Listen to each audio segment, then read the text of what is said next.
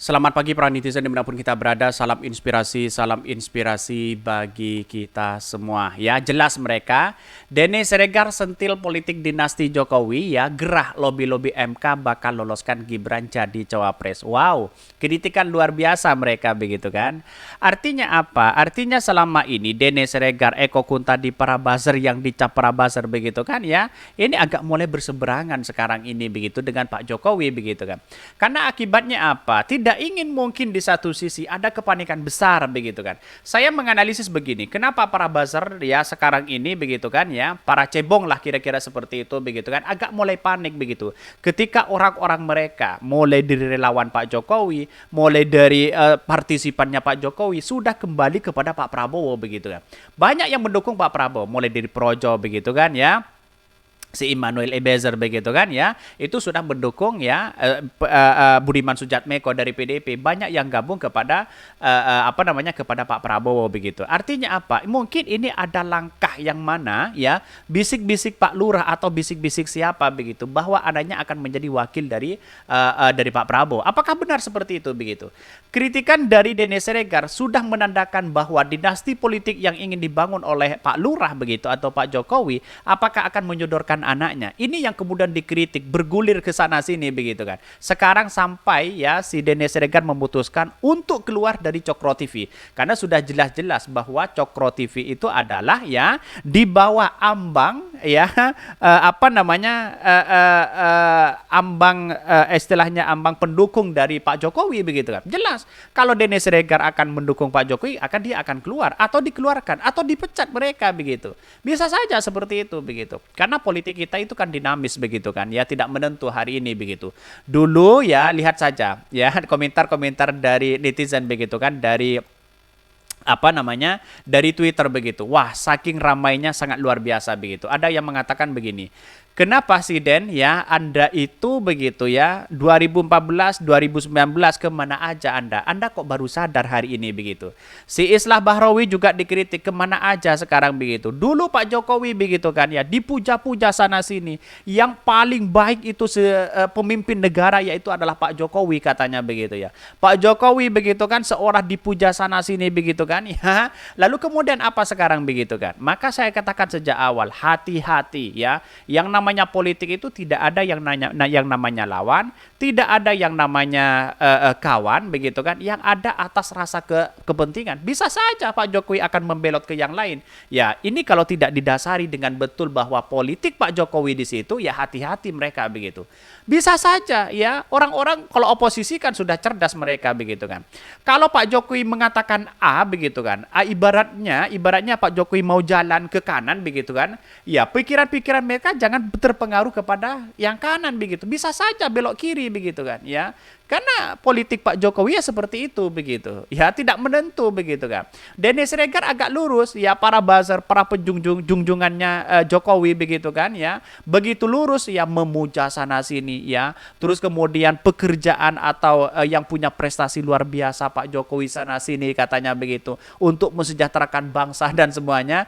Tapi pada akhirnya sekarang ya banyak yang sedih, banyak yang kecewa begitu kan. Terutama Dene Siregar begitu, dan bahkan memutuskan sana sini. Dilihat saja di Twitter sangat masif sekali begitu kan. Banyak orang yang kecewa terhadap Pak Lurah. Mungkin karena yang disodorkan itu anaknya untuk menjadi wakil dari Pak Prabowo. Bisa saja seperti itu begitu kan ya.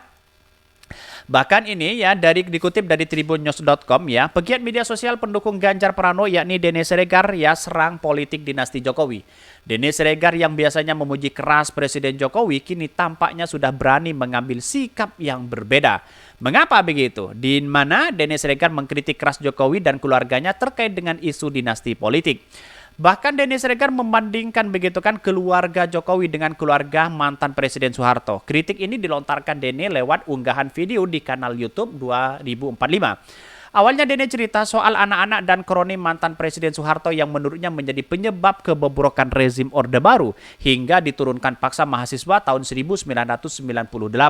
Usai bercerita soal Soeharto, Dene lalu masuk ya soal isu dinasti politik Jokowi dan keluarganya ya. Saya mendengar banyak banget ya kasak kusuk di masyarakat akan menguatnya isu politik dinasti di keluarga Jokowi. Bermula dari Gibran menjadi wali kota Solo, kemudian Bobi Nasution menjadi wali kota Medan, yang terakhir Kaisang putra bungsunya yang menjadi ketua umum PSI. Dirinya mengatakan bahwa anak-anak Jokowi yang mendapat keistimewaan terjun politik semakin menjadi bahan perbincangan. Diam-diam ada perasaan yang berkembang di masyarakat tentang betapa mudahnya menjadi anak-anak presiden. Padahal ya saat yang sama banyak anak muda lain yang harus berjuang sendirian tanpa bantuan nama besar ayahnya. Bahkan untuk sekedar hidup saja. Itu kan bukan masalah politik begitu kan ya. Ini masalah politik begitu. Siapa yang tidak menggunakan bapaknya di situ begitu? Mau calon apapun pasti orang dalam lah. Pasti bapaknya di situ begitu. Inilah akibat kekecewaan Denny Siregar akhirnya memunculkan hasrat mereka begitu kan. Di Twitter sekarang agak menarik begitu kan. Saya agak melihat bahwa ya tertawa aja begitu. Ngapain lu percaya? Ya kok tumben hari ini ya Anda kecewa terhadap Pak Jokowi? Dari dulu kemana aja begitu? Atau jangan-jangan yang sudah kenyang mereka begitu kan ya dengan gelagat-gelagat Pak Jokowi begitu tiba-tiba sekarang ya mau meninggalkan atau apa begitu kan, atau sudah jangan-jangan kata netizen begitu uangnya sudah habis. Kira-kira seperti itu begitu kan. Banyak cerita-cerita dari netizen, itu komentar-komentar loh begitu kan. Artinya faktanya maka jangan terlalu fanatik terhadap sesama ya. Indonesia kan lihat saja fanatiknya luar biasa begitu kan, apalagi kepada kelompok Islam begitu kan. Ya lihat saja ya, jalan satu-satunya paling terbaik begitu kan kalau menurut saya pribadi sesama teman-teman Indonesia yaitu Ade Armando. Masuk akal logika mereka begitu kan. Mengapa dia keluar di Cokro TV lalu kemudian gabung ke PSI? Mungkin sudah ada bisikan-bisikan itu begitu kan. Jaringannya mungkin lebih kuat dari Ade Armando dibandingkan dengan Denny Siregar. Kira-kira kan seperti itu begitu. Bahkan ya Denny menuturkan ya ketika Kaisang didaulat menjadi kader PSI dan hanya dalam waktu 2 hari saja tiba-tiba menjadi ketua umum PSI. Sentimen negatif itu semakin menguat dari keluar ya dalam ya bentuk sindiran-sindiran halus. Bahkan ya bahan tertawaan atas kemudahan luar biasa yang didapatkan oleh anak-anak Jokowi. Segampang itu begitu kan ya. Satset jadi begitu. Satset ya menjadi kader partai saja 2 hari lalu kemudian diangkat menjadi ketua umum. Nah, itu kan hebatnya orang dalam begitu kan ya. Bahkan namun Denny Siregar mengaku videonya yang berisi kritikan terhadap Presiden Joko Widodo atau Jokowi soal politik dinasti telah hilang atau kena take down ya. Ya, tetapi ia memilih tidak menyebutkan secara gamblang di akun medsos mana video yang menyindir politik dinasti itu. Ya, kena take down katanya begitu. Ya, karena ini Cokro TV kan pendukung keras Pak Jokowi begitu kan. Kalau dia masih bekerja atau ingin membangun ya karena memang Cokro TV itu dibangun oleh teman-teman Denny Siregar begitu kan. Wajar kalau Denny Siregar sudah di take down. Atau jangan-jangan bagaimana Cokro TV begitu untuk menguasai Cokro TV sana sini begitu. Bisa saja seperti itu begitu. Lihat saja mereka begitu kan. Sayang seribu sayang begitu.